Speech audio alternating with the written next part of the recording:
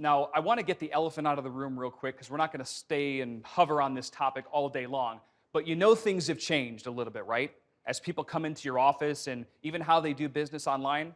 If you've seen a change just in the mindset and the mentality, raise your hand. Everyone in here, right?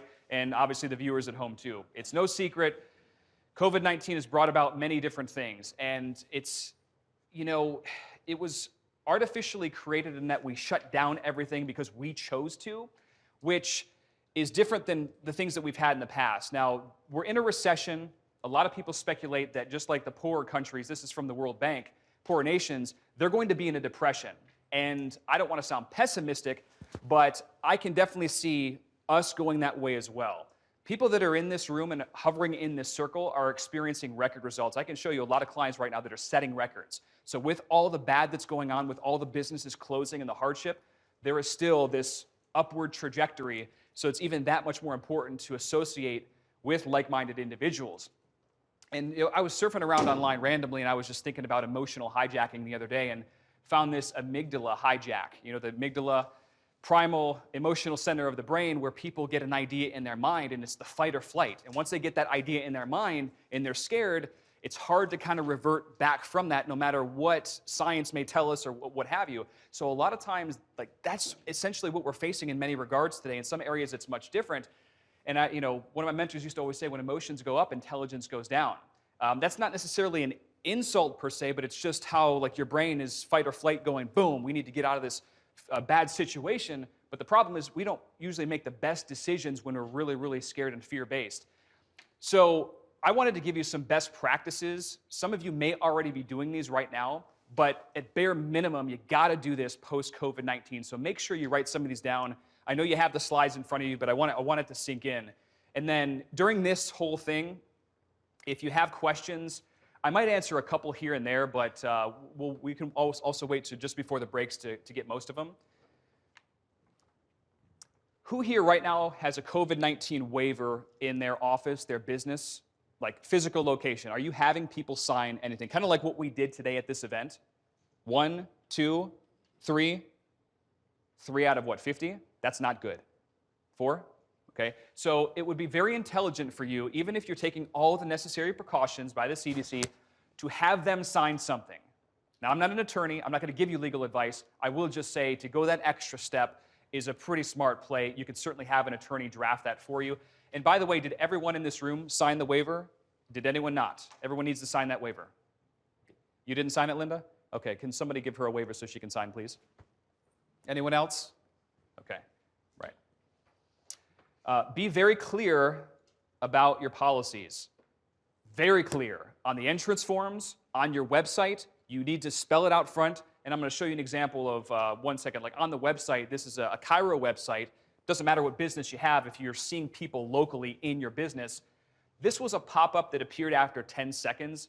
You don't necessarily need to do a pop-up, but there might be a section in red that they can't miss that says COVID-19 policies updated or something like that. That's going to make people feel a little bit more secure with doing business with you, and it will protect you further in this time.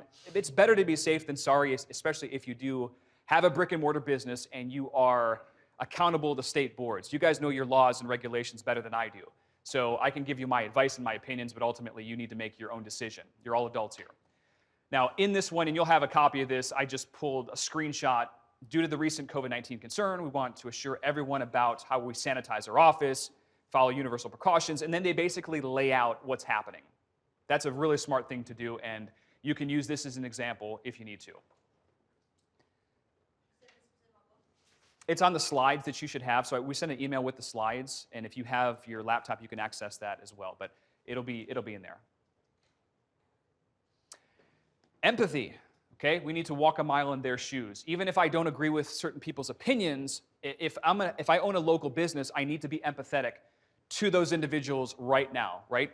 I'm sure you're seeing people all across the walk. Some people that are just totally fine. Others are really, really scared, but they're coming in. You need to kind of cater to everyone. This is kind of common sense, but it's important to mention it. Lead with certainty. This is a time of uncertainty, so what attracts people? And I've been telling a lot of my clients this for the last 5 months. Be that voice of reason in the market. Be the certainty. So at the end of the day, they're going to remember you, and the advice and the information that you gave to share with them, oh my gosh, this doctor was really out to help me. And you'll just gain a lot of market share if you promote your content the right way on Facebook. We'll talk about that later, but be certain in all of your communication with people, online and offline, and tell relatable stories. Listen, even if you come from a different background, or maybe you're not as fearful as some people, you could probably relate on a deeper level. So it might be a good idea for you to think of a couple stories, maybe how your family was adapting during this time, or what you were doing with your kids, and just start to share those with your people so they can relate. It's all about being able to relate. That obviously affects your conversion compliance.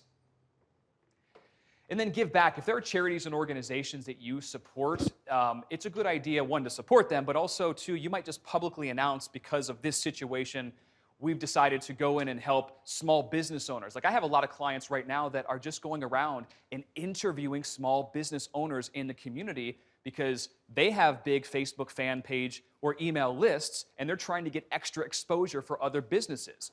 And then vice versa, you can almost reciprocate and go back and forth. That's a very smart idea, but that's also a way to give back and to, because we know businesses across the board are just hurting.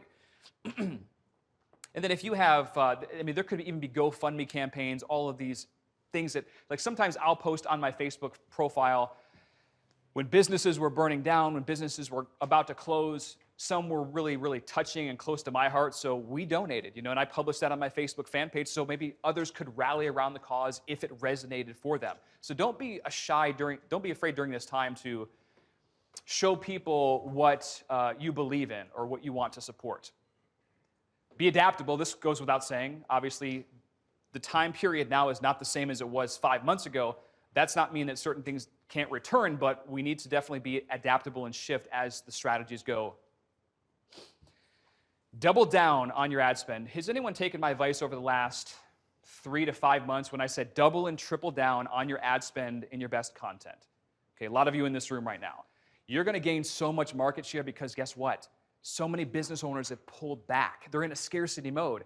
And I get that from a certain angle, but now is not the time you want to be pulling back with your marketing, with your advertising budget. You want to be in front of people. There's a massive sale going on advertising right now. So if you're promoting your local practice or business, or if you're promoting products online, realize that a lot of Fortune 500 companies have even taken their money out from Facebook and other platforms. Some have done it from a boycott angle, but others are just, they're trying to cut. And this is not the time you want to cut, quite honestly. And finally, stay true to your brand. I post some controversial stuff sometimes. I think we can all probably agree. But I stay true to me. That's important for you, whatever that is, because at the end of the day, you have to look in the mirror, and at the end of the day, you're going to attract your ideal person. So I get a lot of trolls. I get a lot of people that disagree with what I say, and I'm totally cool with that. I love constructive criticism. But at the end of the day, we've seen exponential growth over this pandemic in our companies. And part of the reason why a lot of messages, hey, I really resonate with what you do. If you're in this room right now, you probably resonate with something that I post, whether it's marketing, and I'm sure you've seen my personal post too. It hasn't completely turned you off. Maybe you actually resonate with a lot of what I post. So it's important to draw a line in the sand, what you're for, what you're against, what you stand for, because you will just, that can just take you to a next level. According to surveys conducted by Sprout Social, 70% of consumers want businesses and brands to take a stand on specific issues, whether it's social or otherwise. And this, like 66% of consumers believe brands or businesses can create real change. So I know you don't think you're in a certain game, but people and consumers kind of expect you to make some things known. That's really your call on how much you want to make known, though. But just something to think about. I heard a gentleman say this a couple weeks ago at a talk, and I was thinking the same thing. There is a war going on small business, without question. Whether you believe it or not, whether you buy into it, there is. There's a reason why Home Depot, Costco, and these other big brands were open for certain periods of time, and other small businesses had to close. If we logically and reasonably go through this, it doesn't make a lot of sense. And again, I'm not going to go into the politics of this whole thing, but let's just say that there is an us versus them, okay? So for us to rely on politicians in general is a very stupid idea, in my opinion, because no one's going to look after your family except for you. We hold the keys to us. So there is a war going on. A lot of it's psychological. A lot of it is definitely business related and financial. And we're going to see a lot more financial devastation by the time this is over and done with. So it makes it that much more important to associate with people like in this room. I just pulled this from the Washington Post. Small businesses are dying and no one's tracking the carnage. A lot of people are tracking it. There was just a survey on Yelp. In fact, my wife showed me, I think it was 2 weeks ago. In Georgia, 55 to 60% of all small mom and pop restaurants say they're closed. I was like, what? That's huge. That is huge. So that's what we're dealing with at this stage. Bankruptcies are on track to hit a 10-year high as this pandemic continues to slam businesses. Oh, thanks, man. And then to top it all off, we have censorship going on. Not just political censorship, but many of you in this room are in the health space. How many people in this room right now have had a post censored or flagged by Facebook? Raise them high. Like 85% of this room.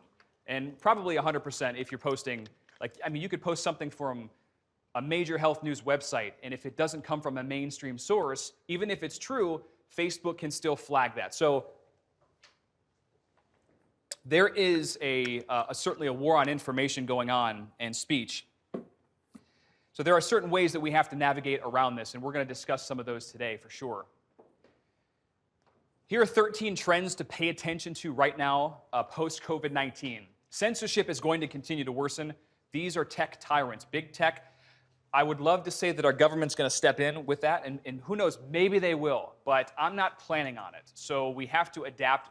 So I expect the censorship will continue to worsen, which makes posting, and let me just elaborate on this for 1 second. So if you go to an alternative health news website and they cite a major source like USA Today, Journal of the American Medical Association, CNN, Fox News, whatever the public deems is credible, I'm not saying that these are credible outlets, but whatever the public and the mainstream is credible, it's better off to go to that direct source and post that. A lot of people wonder, Matt, I can't believe your posts haven't been flagged by Facebook. How are you even still on Facebook? Because sometimes I criticize them very heavily, and I post stuff that is just not conventional. But I do, like if I'm talking about 30 million test kits have been contaminated with coronavirus, that's coming from USA Today, specifically because the CDC said that. I'm not pulling from a natural news website or whatever it is. It's a little difference like that can make all the difference. So be very smart about how you post. And I love a lot of those guys, and a lot of them are my friends. However, the game has changed if you're going to post certain types of content. I don't care what business you're in. Facebook has it out for anything make money online, health space, there's a lot of different places, like weight loss, that they just don't really care too much about. So they make it very strict. I'm showing you this. This is a snapshot of my Aweber. Aweber is an email management system that shows you like my email list in here. So 81,240 people. This to me is freedom because I'm not relying on Facebook, Instagram, YouTube, or anyone else for my platform. Email marketing kicks the crap out of everything in terms of dollars in the bank, especially when you're selling stuff online. It's bizarre, but it's still true in 2020. Now, I've got a separate email system through Kartra, which has another, 5,000 or so in there. But if I need to send a message to my people, I don't have to rely on Facebook. I can still upload this list directly to Facebook and hit them with a piece of content if I want to. I do that all the time. Many of you in this room probably see my stuff on a regular basis. And the reason for that is because you're being retargeted through not just the email list, but through Facebook, through pixels, all these things. That's very strategic.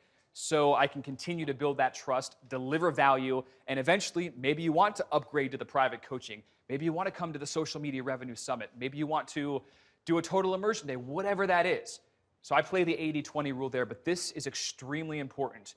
Never have all your eggs in one basket and have your list on a platform that you control. Does that make sense?